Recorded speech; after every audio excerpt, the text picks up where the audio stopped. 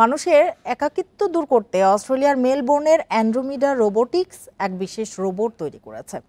আবি নামের রোবটটি মানুষের মতোই কথা বলতে পারে, মনে রাখতে পারে অতীতের স্মৃতি। নির্মাতাদের আশা, বৃদ্ধাশ্রমে বয়স্ক মানুষদের সঙ্গীর অভাব দূর করতে এই রোবট ভূমিকা রাখবে।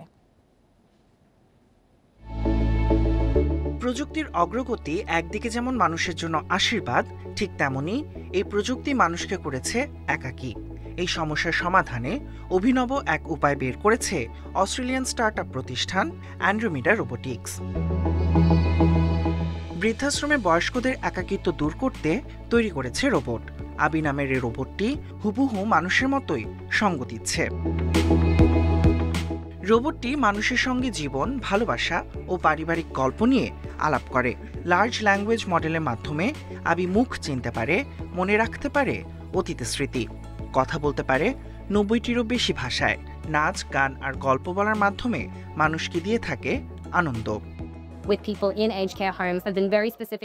এই রোবটটি মূলত একাকিত্ব দূর করার জন্য তৈরি করা হয়েছে।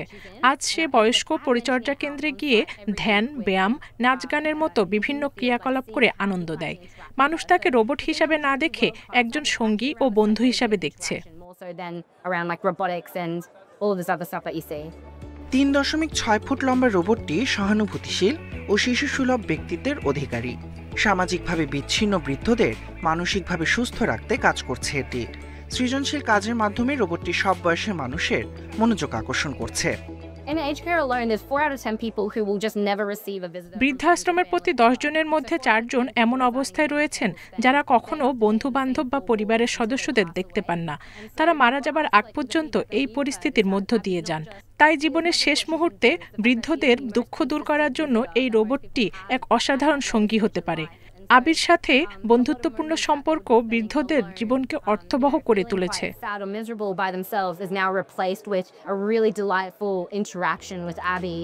অস্ট্রেলিয়ার অর্থনৈতিক উন্নয়ন কমিটির তথ্যানুসারে 2023 সাল থেকে আবি বেশ কয়েকটি বয়স্ক সেবা কেন্দ্রে নিয়োজিত রয়েছে। নির্মাতারা বলছেন 2030 সালের মধ্যে অস্ট্রেলিয়ার বয়স্ক সেবা কেন্দ্রের 1,10,000 কর্মীর ঘাটতি পূরণ করবে রোবটটি।